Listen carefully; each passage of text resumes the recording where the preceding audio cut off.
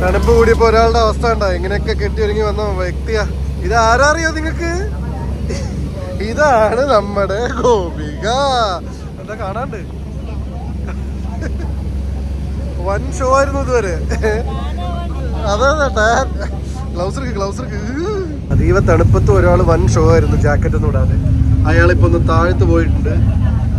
അപ്പൊ അയാൾ തിരിച്ചു വന്ന കോലം ഞാൻ കാണിച്ചാരേ. ഹലോ, എന്ത് പറ്റി രമണ? അപ്പോൾ ബീഗിൾ ചാനലിലൂടെ നമ്മൾ ആ എൻഡ് ഓഫ് ദ വേൾഡ് ലൈറ്റ് ഹൗസിനെ കുറിച്ച് പറഞ്ഞിരുന്നല്ലോ. അത് കാണുന്നതിന് മുമ്പായിട്ട് നമ്മൾ ട്രക്ക് ചെയ്യാൻ വേണ്ടി ഒരു സ്ഥലം വന്നു. ഈ സ്ഥലത്തിൻ്റെ ഒരു പ്രത്യേകതയായിട്ട് ഇവർ പറയുന്നത് എന്താ വെച്ചാൽ ഇവിടെ ഒരുപാട് പൊല്യൂഷനും ഒരുപാട് ആളുകളും ഒന്നും ഇല്ലാത്തതുകൊണ്ട് ഇതെല്ലാം ഇവർ നന്നായിട്ട് അവർ പ്രിസർവ് ചെയ്യുന്ന ഒരു സ്ഥലമാണ്. അപ്പോൾ ഒരു സയൻസ് ലാബിലൊക്കെ കയറിയ പോലത്തെ ഒരു ഫീലാണ് മൊത്തത്തിൽ ഇതിൻ്റെ പ്ലാന്റ്സിൻ്റെ ഒക്കെ കിട്ടുക. അപ്പോൾ നേരത്തെ പറഞ്ഞു വന്നത് അതാണ്. ചെറിയ ചെറിയ ചെടികൾ, ഭംഗിയുള്ള ഹെർബ്സും ചെടികളും ഒക്കെയാണ്.